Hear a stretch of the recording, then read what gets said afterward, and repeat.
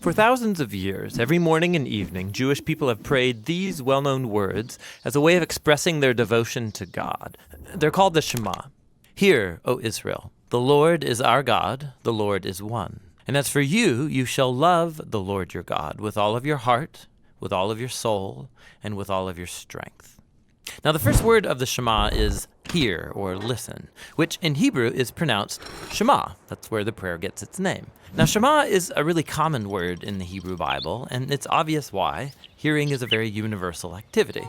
It's usually connected with the ear, as in Proverbs chapter 20, ears that shema and eyes that see, the Lord has made them both. Now that seems basic enough, but if you look at the other ways that Hebrew authors can use the word Shema, they use it to mean more than just let sound waves enter your ear. In Hebrew, Shema can also mean pay attention to or focus on. So when Leah, who wasn't loved by her husband Jacob, she has a son, and she names him Simon, or in Hebrew, Shim'on, because, she says, the Lord has sham'ad, that I am unloved. So Shema means to hear and to pay attention to, and even more. It can also mean responding to what you hear. This is why so many of the cries for help in the book of Psalms begin with a call that God listen.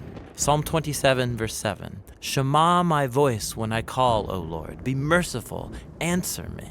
So asking God to Shema is at the same time asking God to act, to do something.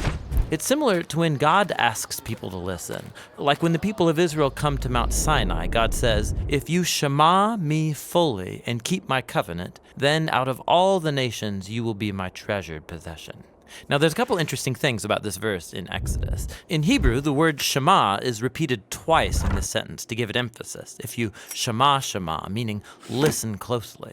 But also notice that from God's point of view, listening is basically the same as keeping the covenant. So when God asks the people to Shema, what he means is that they listen and obey. And that's the last fascinating thing about Shema. In ancient Hebrew, there is no separate word for obey, meaning to carry out the wishes of someone who knows better than you or is in authority over you. So in the Bible, if you want to say, I will listen and do what you say, you use the single word, Shema.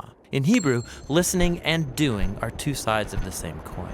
This is why later in Israel's history, when the people were breaking their covenant promises to God, the Hebrew prophets would say things like, they have ears, but they're not listening. The Israelites, of course, could hear just fine, but they weren't actually listening, or else they would act differently. And so in the end, listening in the Bible is about giving respect to the one speaking to you and doing what they say. Real listening takes effort and action, and that's the Hebrew word Shema.